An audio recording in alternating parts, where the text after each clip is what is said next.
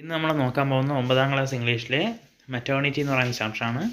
അപ്പോൾ അതിനു മുമ്പ് ആരെങ്കിലും ഈ ചാനൽ സബ്സ്ക്രൈബ് ചെയ്തിട്ടില്ലെങ്കിൽ ദയവായി സബ്സ്ക്രൈബ് ചെയ്ത് സപ്പോർട്ട് ചെയ്യുക. അപ്പോൾ ഈ മെറ്റേണിറ്റി എന്ന് വെച്ചാൽ മാതൃത്വം, അതാണ് അതിൻ്റെ മെറ്റേണിറ്റി എന്ന വാക്കിൻ്റെ മലയാളം. അപ്പോൾ ഇതിലിരിക്കുന്ന ലിലിക്ക നക്കോസ്. ഇനി നമുക്ക് റൈറ്ററിനെ കുറിച്ച് നോക്കാം.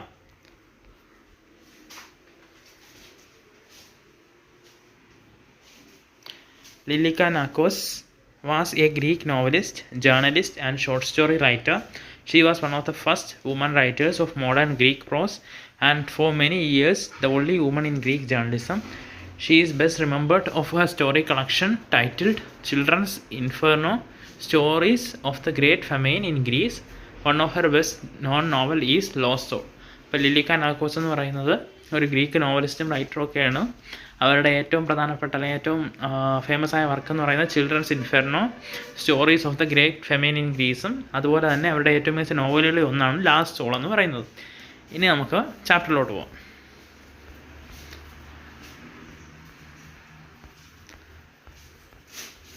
അപ്പോൾ പാഠം തുടങ്ങുന്നതിന് മുമ്പായിട്ട് ഒരു ഹൈക്കു കവിത വന്നിട്ടുണ്ട്. ഹൈക്കു കവിത എന്ന് വെച്ചാൽ 3 വരിയുള്ള ജാപ്പനീസ് പോയത്തിനെയാണ് നമ്മൾ ഹൈക്കു കവിത എന്ന് പറയുന്നത്. 3 വരിയുള്ള ജാപ്പനീസ് പോയത്തിനെയാണ് നമ്മൾ ഹൈക്കു കവിത എന്ന് പറയുന്നത്. അപ്പോൾ ഇതിനകത്ത് റോബർട്ട് ഹാസ് ട്രാൻസ്ലേറ്റ് ചെയ്ത് തന്ന ഒരു ഹൈക്കു കവിതയുണ്ട്. Lighting one candle with another candle spring evening. അപ്പോൾ ഇതിനകത്ത് അതിൻ്റെ മീനിങ് എന്ന് വെച്ചാൽ ഒരു മെഴുകുതിരി കൊണ്ട് വേറൊരു മെഴുകുതിരികളിൽ ബാക്കിയുള്ള മെഴുകുതിരികളിൽ വെളിച്ചം പകരുന്നതിലൂടെ നമുക്ക് ഈവനിങ്ങിനെ വസന്തമാക്കി മാറ്റാം, അല്ലെങ്കിൽ നമുക്ക് ഈവനിങ്ങിൻ്റെ വെളിച്ചം കൊണ്ടുവരാം എന്നാണ് പറയുന്നത്. അതായത് നമ്മൾ എല്ലാം ഷെയർ ചെയ്യണം, അല്ലെങ്കിൽ നമ്മൾ സിമ്പതറ്റിക് ആയിരിക്കണം, അല്ലെങ്കിൽ അങ്ങനെയുള്ള ഹ്യൂമൻ ഇമോഷൻസ് നമ്മുടെ മനസ്സിൽ വേണം. അപ്പോൾ നമുക്ക് വർക്കിലോട്ട് പോവാം. It was more than a month since they were at Marseilles, the camp of Armenian refugees on the outskirts of the town already looked like a small village. They had settled down in any way they could. The richest under tents, the others in the ruined shed, but the majority of the refugees, having found nothing better, were sheltered under carpets held up at 4 corners by stick. അപ്പോൾ ഏകദേശം 1 മാസത്തിന് മേലിലായി അവർ മാർസലീസ് എന്ന് പറയുന്ന സ്ഥലത്ത് വന്ന് താമസിച്ചിട്ടുണ്ട്. അതായത് മാർസലീസ് എന്ന് പറയുന്ന സ്ഥലത്ത് 1 മാസത്തിലേറെയായി കുറേ ആൾക്കാർ വന്ന് താമസിക്കുന്നുണ്ട്. അപ്പോൾ ആരെന്ന് വെച്ചാൽ the camp of the Armenian refugees, അതായത് അർമേനിയയിൽ നിന്ന് അഭയാർത്ഥി, റെഫ്യൂജി എന്ന് വെച്ചാൽ അഭയാർത്ഥികളായി വന്ന കുറേ പേരാണ് അവിടെ താമസിക്കുന്നത്. അപ്പോൾ ഈ അവർ ഇങ്ങനെ താമസിക്കുന്ന ഇടം, അല്ലെങ്കിൽ ഈ അഭയാർത്ഥികളായി വന്ന് താമസിക്കുന്ന ഇടം ഒരു വില്ലേജ് കണക്ക് മാറിയിട്ടുണ്ട്. അത്രയ്ക്കും പേരുണ്ട് അവിടെ. അപ്പോൾ അവർ താമസിക്കുന്ന രീതി എന്ന് വെച്ചാൽ എല്ലാ തരത്തിലും അവർ താമസിക്കാറുണ്ട്. അവർ റിച്ചസ്റ്റ് ആയ ആൾക്കാർ, അല്ലെങ്കിൽ കുറച്ച് സമ്പത്തുള്ള ആൾക്കാർ ടെൻസിലാണ് താമസിക്കുന്നത്. ടെൻറ്റുകൾ അത് കുറച്ചുകൂടെ കുറഞ്ഞ അല്ലെങ്കിൽ സാമ്പത്തികമായിട്ട് പിന്നോട്ട് നിൽക്കുന്നവർ ഷെഡുകളിലും അങ്ങനെയൊക്കെയാണ് താമസിക്കുന്നത്. ഒന്നും ഇല്ലാത്തവരെന്ത് ചെയ്യും, ഒരു കാർപ്പറ്റിൻ്റെ അടിയിൽ, അല്ലെങ്കിൽ 4 കമ്പുകൾ കൊണ്ട് അല്ലെങ്കിൽ 4 സ്റ്റിക്കുകൾ കൊണ്ട് ഉയർത്തിയ കാർപ്പറ്റിൻ്റെ അടിയിലാണ് താമസിക്കുന്നത്. അതായത് നമ്മൾ ടാർപോളിൻ വലിച്ചിട്ട് അതിൻ്റെ അടിയിലാണ് താമസിക്കുന്നത്. They thought themselves lucky if they could find a sheet to hang up at the sides of and the wall them from peering eyes. Then they felt alone, almost at home. The men found work no matter what, so that in any case they were not racked with hunger and their children had something to eat. അപ്പോൾ അവരെപ്പോഴും ചിന്തിക്കുന്നതെന്ന് വെച്ചാൽ എന്തെങ്കിലും covering ചെയ്യുക, അല്ലെങ്കിൽ എന്തെങ്കിലും sheet വെച്ച് ഈ ഇപ്പം മണ്ടയിൽ മാത്രമല്ലേ കാർപ്പറ്റിൻ്റെ സൈഡിലൊന്നുമില്ലല്ലോ. അപ്പോൾ വാളായിട്ട് അല്ലെങ്കിൽ ഒരു ഭിത്തിയായിട്ട് എന്തെങ്കിലും ഷീറ്റൊക്കെ വെച്ച് മറയ്ക്കാൻ പറ്റിയിരുന്നെങ്കിൽ ഭാഗ്യമെന്നാണ് അവർ വിചാരിക്കുന്നത്. കാരണം ഈ എപ്പോഴും അവർ പോകുമ്പോൾ ഈ ആൾക്കാർ കൂട്ടം കൂടി വയ്ക്കുമ്പോൾ ആൾക്കാരുടെ തുറച്ച് നോട്ടം ഒഴിവാക്കാൻ വേണ്ടി ഏതെങ്കിലും ഷീറ്റ് വെച്ച് മറയ്ക്കാൻ പറ്റിയിരുന്നെങ്കിൽ അത് ഭാഗ്യമെന്നാണ് അവർ കരുതുന്നത്. അവിടെയുള്ള മെൻസിനെല്ലാം ഇപ്പോൾ ജോലിയുണ്ട്, എന്താണെന്നൊന്നുമില്ല, അവരെന്ത് കിട്ടുന്ന പണിക്കെല്ലാം പോകും. അപ്പോൾ ഇതുകൊണ്ടൊന്നും അവർ വിശക്കാറുമില്ല. അതുപോലെ തന്നെ കുട്ടികൾക്ക് എന്തെങ്കിലുമൊക്കെ തിന്നാനും കാണും. ഈ മെൻസ് ജോലിക്ക് പോകുന്ന വഴി, എന്തെന്നില്ലാതെ ജോലിക്ക് പോകുന്ന വഴി. Of all of them, Mikali alone could do nothing. He ate the stale bread which his neighbors cared to offer, and it weighed on him, for he was a big lad of 14, healthy and robust. But how could he think of looking for work when he literally bore on his back the burden of a newborn babe? Since his birth, which caused his mother's death, he had wailed, proclaiming his famished state from morn till night. Who could have accepted Mikhali's service when his own compatriots had chased him from their quarters because they were unable to bear the uninterrupted howls which kept them awake at night? അപ്പോൾ മിഖാലി ഇതിൽ നിന്നുള്ള വ്യത്യസ്തനാണ് മിഖാലി എന്ന് പറയുമ്പോൾ ഒരു കുട്ടിയാണ്, 14 വയസ്സായ ഒരു ബോയാണ്, ഹെൽത്തിയും റോബസ്റ്റും ആണ്. എന്ന് വെച്ചാൽ നല്ല ആരോഗ്യവാനായ 14 വയസ്സുള്ള കുട്ടിയാണ് മിഖാലി. പക്ഷേ അവന് ജോലിക്ക് പോകാനോ ഒന്നിനോ പറ്റില്ല. കാരണം അവൻ്റെ മുതിർത്തപ്പോഴും ജനിച്ച ഒരു കുട്ടിയുണ്ട്, അല്ലെങ്കിൽ പെട്ടെന്ന് തന്നെ ഇപ്പോൾ ഒരു അടുത്ത കാലത്ത് ജനിച്ച ഒരു കുട്ടിയുണ്ട്. എന്ന് വെച്ചാൽ ഇവൻ്റെ അനിയനാണ് ആ കുട്ടി.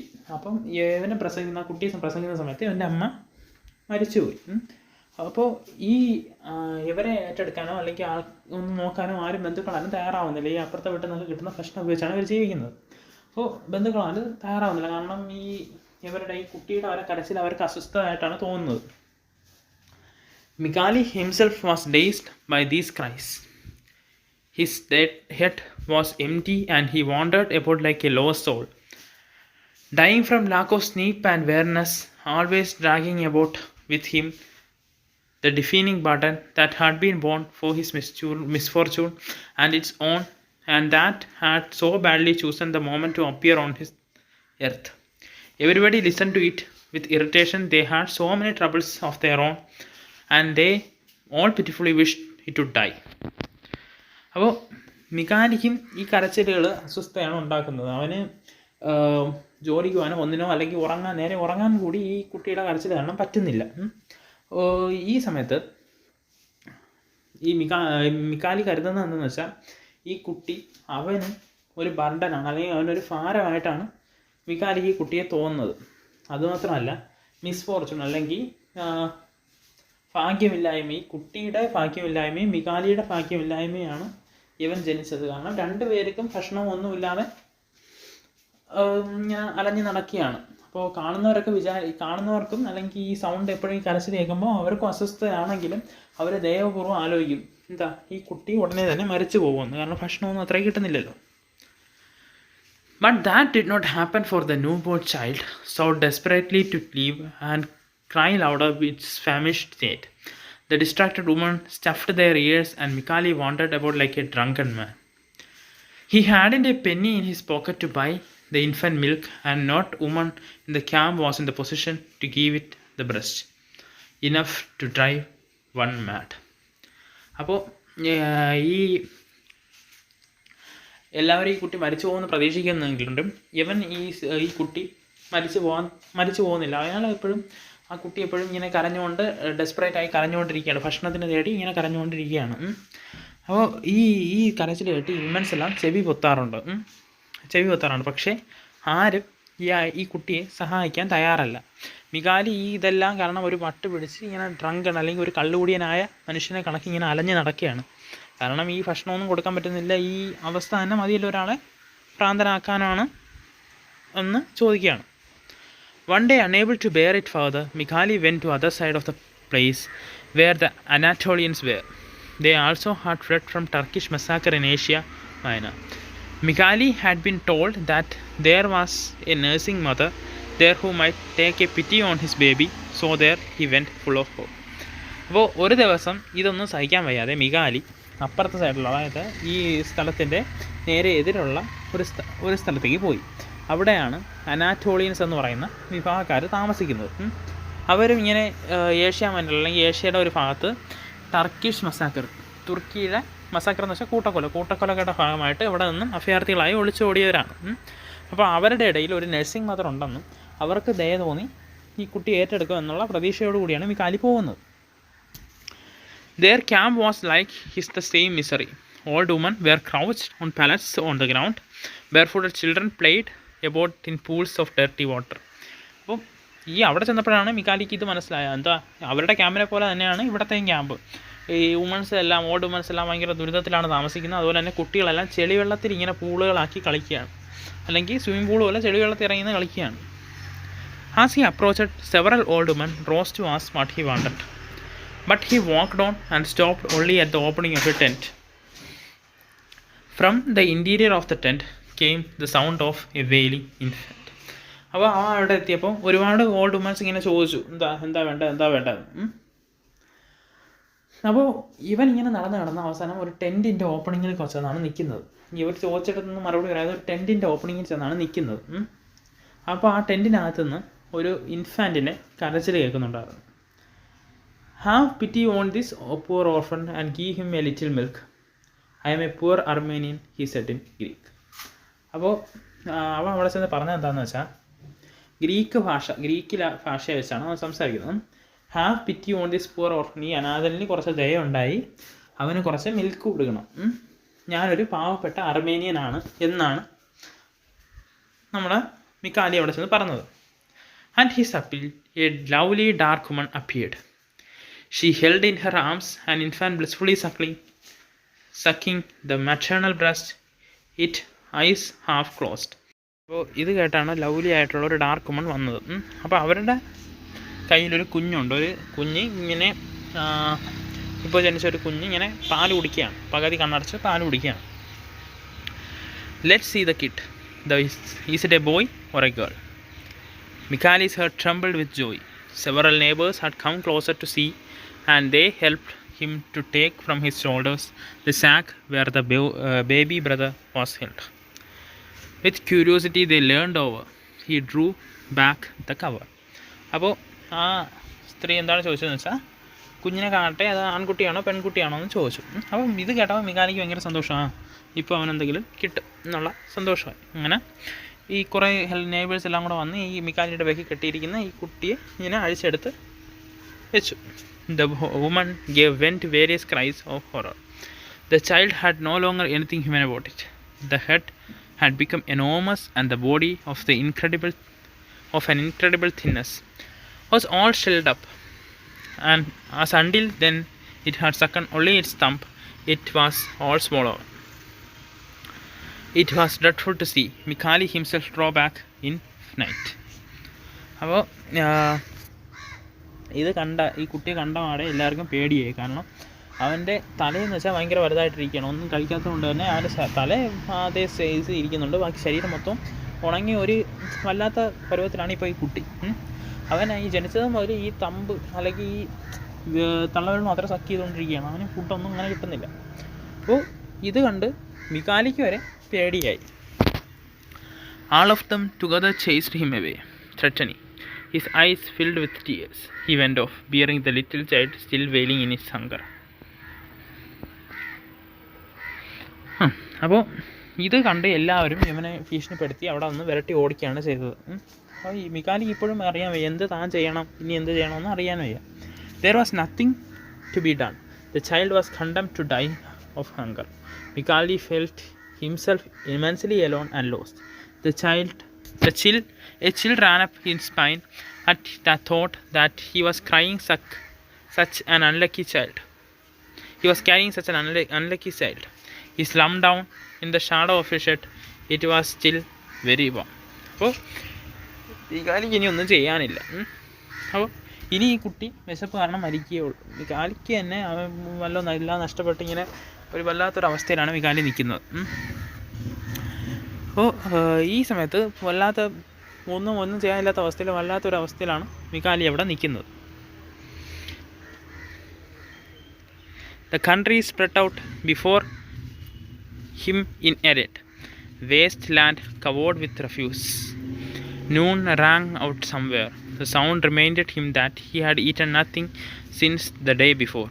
He would have to go sneaking about the streets, round cafe terraces, flitching some half-eaten roll left on a plate, or else rake about in the garbage for what a dog could not have eaten. Suddenly life seemed to him so full of horrors that he covered his face with his hand and began to sob desperately. അപ്പോൾ മിക്കാലി അവിടെ ഇങ്ങനെ കിടന്ന് എണീറ്റ് ഈ noon bell അല്ലെങ്കിൽ ഉച്ചയായ എന്നുള്ള മണിശബ്ദമൊക്കെ കേട്ടപ്പോഴാണ് മിക്കാലിക്ക് ഒരു കാര്യം ബോധ്യമായത്. അവൻ കഴിഞ്ഞ ദിവസം മുതലേ ഒന്നും കഴിച്ചിട്ടില്ല. അങ്ങനെ അവൻ ഇനി വല്ല കഫേ ഷോപ്പിലോ അല്ലെങ്കിൽ എവിടെയെങ്കിലുമൊക്കെ ആൾക്കാർ പട്ടി പോലും കഴിക്കാത്ത എന്തെങ്കിലും ബാക്കി ഉണ്ടോ എന്നൊക്കെ ചെകഞ്ഞ് വേണം ഇനി എന്തെങ്കിലും കഴിക്കാം. അപ്പോൾ പെട്ടെന്ന് തന്നെ അവൻ ഈ ലൈഫ് എന്ന് പറയുന്നത് അവനെ സംബന്ധിച്ചോളം ഹൊററാണ്, അല്ലെങ്കിൽ പേടിപ്പെടുത്തുന്ന ഒന്നാണ് അവനെ സംബന്ധിച്ചോളം ജീവിതം. അങ്ങനെ അവനവിടെ മുഖത്ത് കൈകളമർത്തി അവിടെ നിന്ന് ഡെസ്പറേറ്റ് ആയിട്ട് കരയാൻ തുടങ്ങി. When he raised his head, a man stood before him gazing down upon him. Mikali recognised the Chinaman who often came to the camp to sell paper knickknacks and charms which no one ever bought from him anyway. Often they mocked him because of his color and his squint eyes. അപ്പോൾ മികാലി ഇങ്ങനെ കരഞ്ഞിട്ട് എണീച്ച് നോക്കിയപ്പോൾ ഒരു മനുഷ്യൻ ഇങ്ങനെ മിക്കാലിയുടെ അടുത്ത് നിൽപ്പുണ്ടായിരുന്നു. അപ്പോൾ അയാളെ ഈ മിക്കാലി റെക്കഗ്നൈസ് ചെയ്തു, അല്ലെങ്കിൽ തിരിച്ചറിഞ്ഞു. അതൊരു ചൈനാമാനാണ്. ചൈനാമാൻ എന്നാണ് അവർ വിളിക്കുന്നത്, ചൈനക്കാരനായിരിക്കാം. അപ്പോൾ ഇയാൾ അവിടെ ഈ ക്യാമ്പിലൊക്കെ വന്ന് സാധനങ്ങളൊക്കെ പേപ്പർ നിക്നാക്സും ചാംസും ഒക്കെ വിൽക്കാറുണ്ട്. അപ്പോൾ എല്ലാവരും ഇയാളെ കളിയാക്കാറുണ്ടായിരുന്നു, ഇയാളുടെ കളർ കൊണ്ടും അതുപോലെ തന്നെ ഇങ്ങനത്തെ കണ്ണിൻ്റെയൊക്കെ സവിശേഷത, ചൈനീസ് കണ്ണ് അതൊക്കെ കൊണ്ട് എല്ലാവരും ഇയാളെ കളിയാക്കാറുണ്ടായിരുന്നു. Mikali saw that he was looking gently down at him and moving his lips as through to speak. Finally the Chinaman said, "You must not cry, boy."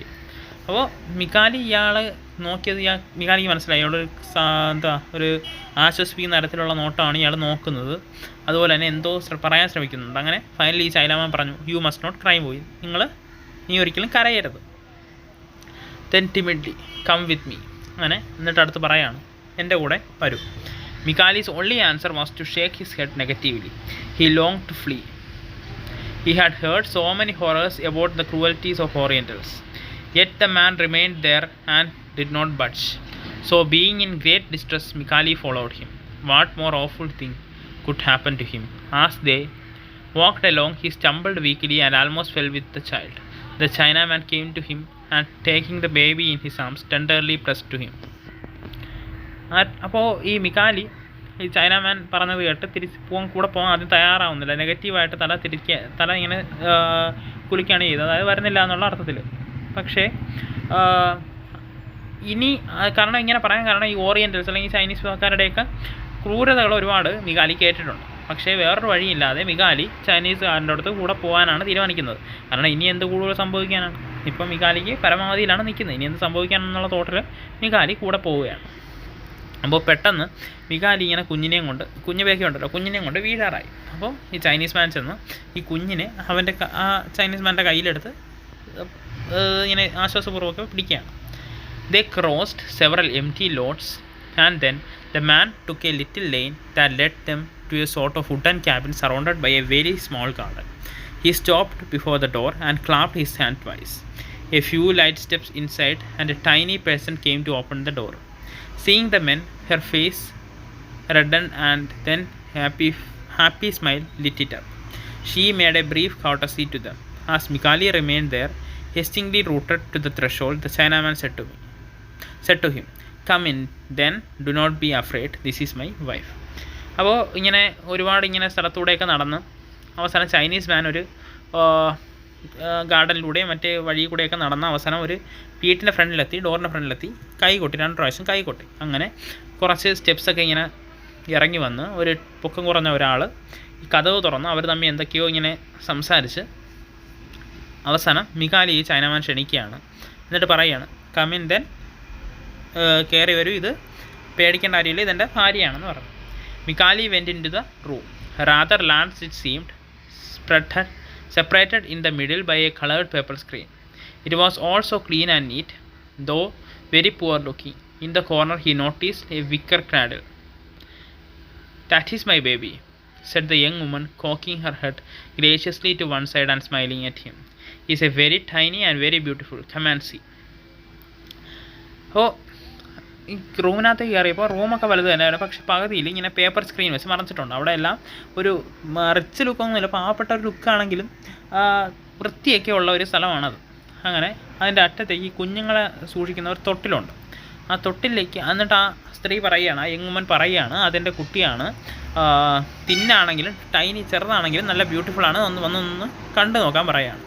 Mikali went up closer and silently admired it. A chubby baby, but lately out of the darkness of the maternal body slept peacefully, covered with a golden brocade cloth like a little king. അപ്പോൾ മിക്കാലി ഇങ്ങനെ സൈലൻ്റായിട്ട് പോയി ആ കുട്ടിയെ ഇങ്ങനെ admire ചെയ്യുന്നുണ്ട്, അല്ലെങ്കിൽ ഇങ്ങനെ കുട്ടിയുടെ ബ്യൂട്ടിയൊക്കെ ആസ്വദിക്കുന്നുണ്ട്.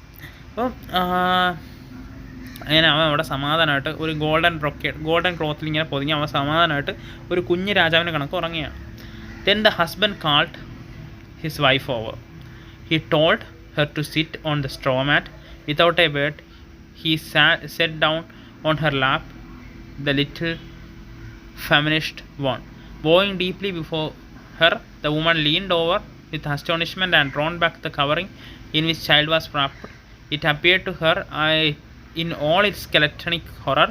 She gave a cry of immense pity, then pressed the babe to her heart, giving it the breast.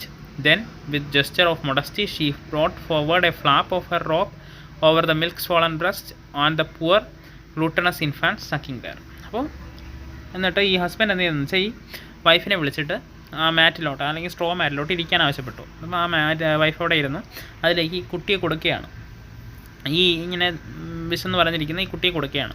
കവറിങ്ങൊക്കെ മാറ്റിയപ്പോൾ ഈ വുമനും കരഞ്ഞു പോയി. എന്ന് വെച്ചാൽ ഭയങ്കര വിഷമമായി ഈ കുട്ടിയുടെ അവസ്ഥ ഉണ്ട്. എന്നിട്ട് ആ കുട്ടിക്ക് ഈ വുമൻ അവിടെ അവരുടെ മിൽക്ക് കൊടുക്കുകയാണ്. ഇതാണ് നമ്മുടെ സ്റ്റോറി.